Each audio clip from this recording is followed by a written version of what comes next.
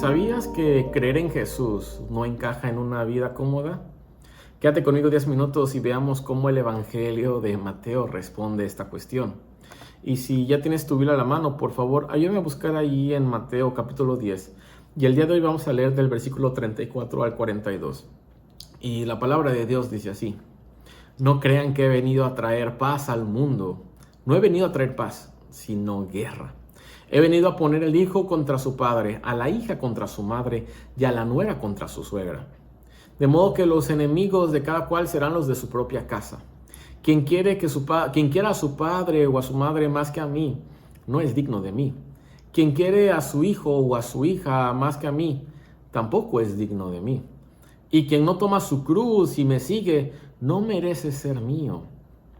Quien trate de salvar su vida la perderá. Pero quien pierda su vida por causa de mí, la salvará. Quien los recibe a ustedes, me recibe a mí. Y quien me recibe a mí, recibe al que me envió. Quien recibe a un profeta por ser profeta, recibirá igual recompensa que el profeta. Y quien recibe a un justo por ser justo, recibirá la misma recompensa que el justo. Y todo el que le dé a uno de estos pequeños, aunque sea un vaso de agua fresca, por tratarse de un seguidor mío, les aseguro que recibirá su recompensa. ¿Sabes?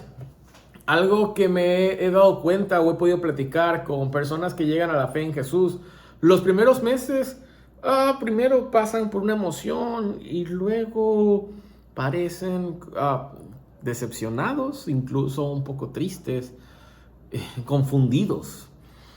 Y no porque la mayoría de ellos no entiendan muy bien su fe o no entiendan muy bien a Jesús. La gran mayoría de ellos entran en una decepción o confusión o tristeza porque ellos creían que Jesús venía a su vida a hacerles la vida más fácil, darles paz interior, darles armonía, darles una buena vibra espiritual. Pero el Evangelio de Mateo, y en específico en este pasaje que acabamos de leer, destruye por completo esta idea. Porque Jesús incluso dice algo que suena ofensivo, suena muy duro. Dice, yo no he venido a traer paz, es más, yo he venido a traer guerra. Si alguien dijera eso el día de hoy, lo cancelarían rapidísimo. Y la pregunta es, ¿por qué Jesús dijo esto? ¿O qué es lo que Jesús quiso realmente decir? No pierdas de vista que seguimos en Mateo 10, donde Jesús está enviando a sus discípulos y antes de hacerlo, Él está quitándoles todas las falsas expectativas que ellos creen tener o conseguir solamente por ser discípulos de Jesús. Jesús no está hablando de violencia literal. Lo que Jesús está hablando es una división relacional, división social, causada por la verdad del Evangelio. Sabes, en el mundo judío del siglo I, la familia era el centro absoluto de la identidad, de la seguridad y del honor. Por eso es que incluso Mateo empieza con una genealogía. Por eso es que de hecho los judíos decían, yo soy hijo de tal, de la tribu de tal, porque la familia era la identidad de ellos. Y podríamos decirlo de esta manera, que la identidad se construía en base a lo familiar. Y si algo destruía lo familiar, eso era absolutamente escandaloso. Y esto es lo que Jesús realmente hace. El punto número 1 es que Jesús confronta nuestras lealtades más profundas. Jesús no está diciendo, si amas a tu familia, no me sigas. No, y muchas personas lo entienden de esta manera y es algo que tienes que entender el día de hoy. Jesús dice algo más incómodo todavía, o incluso igual de incómodo. Jesús está diciendo, si amas más a cualquier cosa más que a mí, no me has entendido y no eres digno de mí. Y aquí está la verdad, la clave bíblica detrás de todo esto, que Jesús no compite con las cosas malas, sino que Él compite con las cosas buenas, con las cosas mejores. Familia, relaciones, seguridad, sueños. He ahí el meollo del asunto de los cristianos. Cuando todo esto choca con su creencia en Cristo Jesús. Todo esto es bueno hasta que se convierte en un ídolo. De hecho, Tim Keller va a decir algo como: un ídolo en realidad no es algo malo, sino es algo bueno que se vuelve absoluto en tu vida. Luego Jesús dice: el que no tome cruz y me sigue, no es digno de mí. Él no está hablando de un sufrimiento romántico en realidad. Jesús está hablando de una rendición de control de tu vida absoluta hacia Él. Y esto choca con nuestra cultura, porque en la pregunta de la sociedad siempre nos vamos a estar preguntando: ¿qué es lo mejor para mí? ¿O qué es lo que más me beneficia? ¿Cuál es mi mejor opción? ¿Cuál es mi mejor decisión? Pero lo que dice aquí Jesús cambia por completo, porque ahora redefine qué es lo mejor. Y eso siempre va a ser la voluntad de Dios. Y este es mi punto número 2, que Jesús redefine lo que realmente es bueno. Jesús redefine lo que realmente es ganar. Jesús redefine sueños, propósitos, metas. Jesús redefine el propósito de tu vida, o de lo que tú creías que era tu propósito. Jesús termina con algo muy tierno, inesperadamente tierno. Del lenguaje duro, Él empieza a hablar de recibir, de un vaso de agua, de actos pequeños pero llenos de significado. Y esto nos muestra algo crucial de Jesús: es que seguir a Jesús no tiene que ver con perder tu propósito, no tiene que ver con perder tu vida, tiene que ver con reenfocar tu propósito, reenfocar tu vida. Ahí es donde dice: hey, la idea es que ahora persigues algo mejor, o tienes que perseguir algo mejor en la vida, y eso tiene que ver con el Evangelio.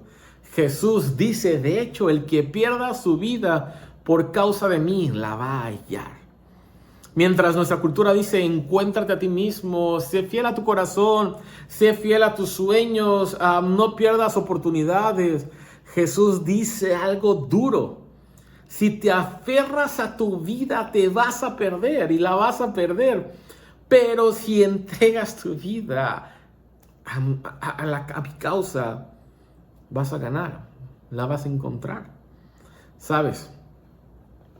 El discipulado o el seguir a Jesús tiene que ver con una transformación.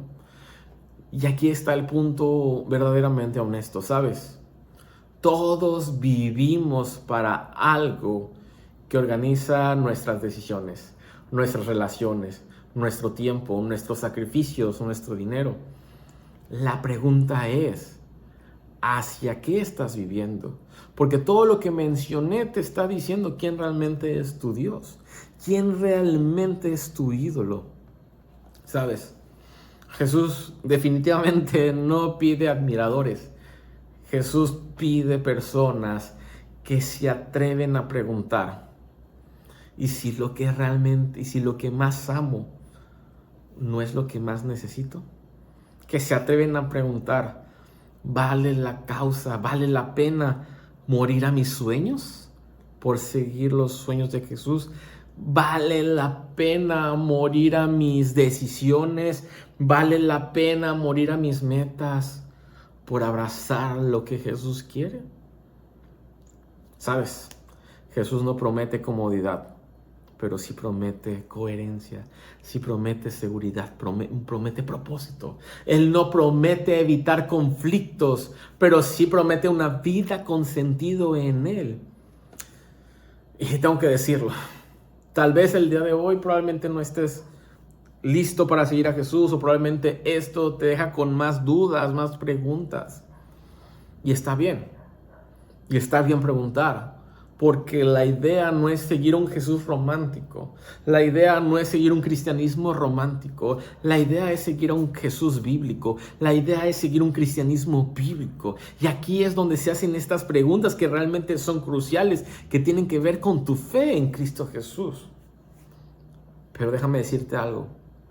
No rechaces a Jesús solamente porque Él no vino a hacer tu vida más fácil.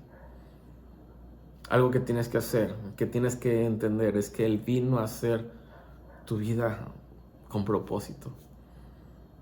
Una vida verdadera, una vida real en Él. Amado Padre Celestial, te damos muchas gracias por tu palabra. Gracias porque confrontas nuestras expectativas sobre lo que es seguirte. Gracias porque confrontas los beneficios que nosotros creemos que ganamos tan solos por ser hijos tuyos. Pero la verdad es cruda y la verdad es real y hay cosas más implícitas, Señor. Gracias por ser honesto con nosotros. Padre, y aún así abrazamos nuestra fe en ti, y aún así abrazamos el seguirte, porque ¿a dónde más iremos? Solamente tú tienes palabras de vida. En el nombre de Cristo Jesús. Amén. Nos vemos el día de mañana para otro devocional. Que tengas un buen día.